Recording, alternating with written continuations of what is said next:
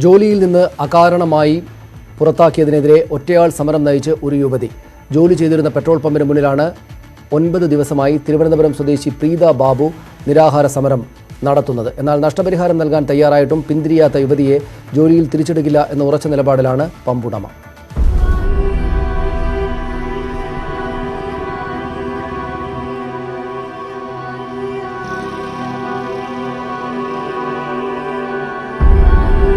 ഇന്ത്യയിൽ കമ്മ്യൂണിസ്റ്റ് പാർട്ടിയുടെ 100ാം വാർഷികം ആഘോഷിക്കുമ്പോൾ പ്രീത ബാബു ചെങ്കൊടിയും പിടിച്ച് തെരുവിലാണ്.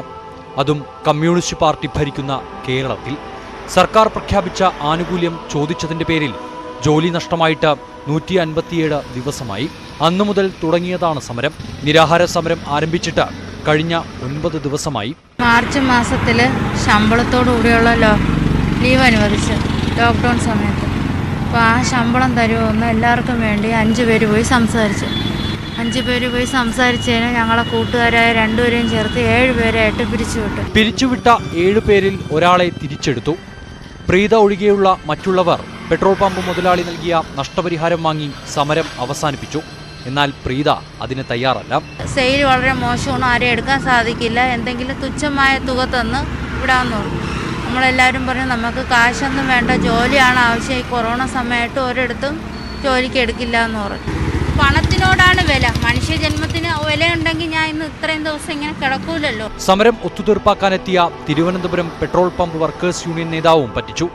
ഇപ്പോൾ ഈ ചെങ്കൊടിക്ക് കീഴെ പ്രീത മാത്രം. പാർട്ടിക്കൊടി മാറ്റിയാൽ സമരത്തിന് പിന്തുണ നൽകാമെന്നാണ് മറ്റു പാർട്ടികളുടെ വാഗ്ദാനം. എന്നാൽ പ്രീത അതിന് തയ്യാറല്ല.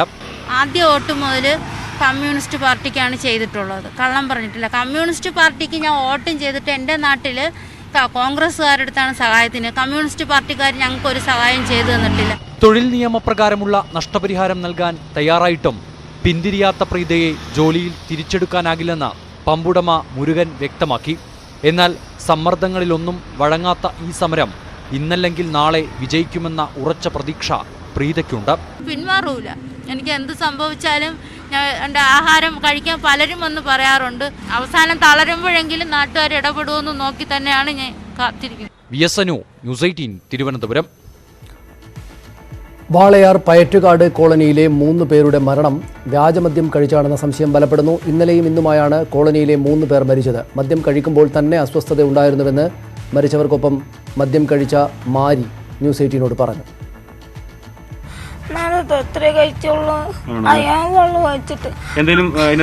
വ്യത്യാസം തോന്നിയിരുന്നു?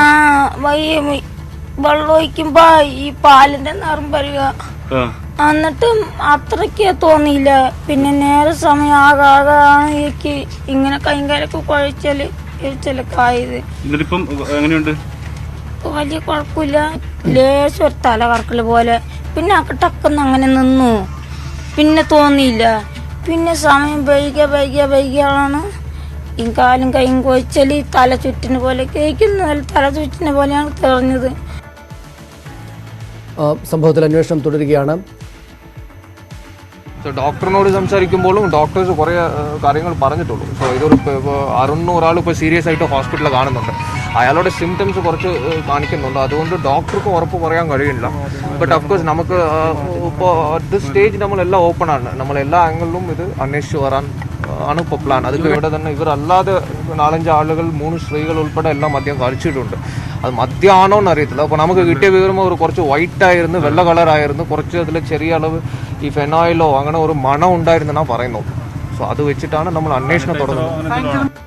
കൂടുതൽ വിവരങ്ങളുമായി പ്രസാദ് ഉടുമ്പശ്ശേരി ചേരുന്നു പാലക്കാട് നിന്ന്. പ്രസാദ്, ഇത് എവിടെ നിന്ന് വന്നതാണ് എന്നത് സംബന്ധിച്ച് വിവരങ്ങൾ ലഭ്യമായിട്ടുണ്ടോ പോലീസിന്? അതായത് എവിടെ നിന്നാണ് ഈ മദ്യം ഇവർക്ക് കഴിക്കാൻ എത്തിയത് എന്നത് സംബന്ധിച്ച്, ഒപ്പം ഈ മറ്റുള്ളവരുടെ ആരോഗ്യനില എങ്ങനെയാണ്?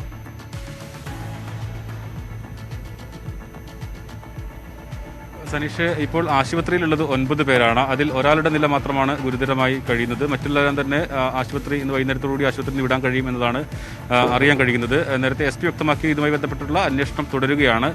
സാനിറ്റൈസർ ഇവർ ഉപയോഗിച്ചിരുന്നോ എന്നുള്ളതാണ് ഇപ്പോൾ പോലീസ് സംശയിക്കുന്നത്. അതോടൊപ്പം എക്സൈസും ഇതുമായി ബന്ധപ്പെട്ടുകൊണ്ടുള്ള അന്വേഷണം നടത്തുന്നുണ്ട്. ഇന്നലെ മരിച്ച 2 പേരെയും ഇന്നലെ തന്നെ കോളനിക്കാർ മറവ് ചെയ്തിരുന്നു. അവരുടെ മൃതദേഹവും ഇന്ന് പുറത്തെടുത്ത് പോസ്റ്റ്മോർട്ടം ചെയ്യും എന്നതാണ് പോലീസ് വ്യക്തമാക്കുന്നത്. ഇന്ന് വൈകുന്നേരത്തോടു കൂടി അവരുടെ മൃതദേഹവും പോസ്റ്റ്മോർട്ടം നടത്തും. ഇന്ന് രാവിലെ മരിച്ച ശിവന്റെ പോസ്റ്റ്മോർട്ടം റിപ്പോർട്ട് ചെയ്ത് ഈ പോസ്റ്റ്മോർട്ടം റിപ്പോർട്ട് കിട്ടിയതിന് ശേഷം മാത്രമേ ഇക്കാര്യത്തിൽ എന്താണ് മരണകാരണം എന്നത് സംബന്ധിച്ചുള്ള കൃത്യമായ വിവരം ലഭിക്കൂ എന്നതാണ് പോലീസ് വ്യക്തമാക്കുന്നത്. ശരി, നന്ദി പ്രസാദ് ആ വിവരങ്ങൾക്ക്. തൃശ്ശൂരിൽ വീണ്ടും ഗുണ്ട ആക്രമണം. കൂർക്കഞ്ചേരിയിൽ ടയർ പഞ്ചർ കടയുടമയ്ക്ക് നേരെ വെടിയുതിർത്ത 3 പേർ പിടിയിലായി. വിവരങ്ങളുമായി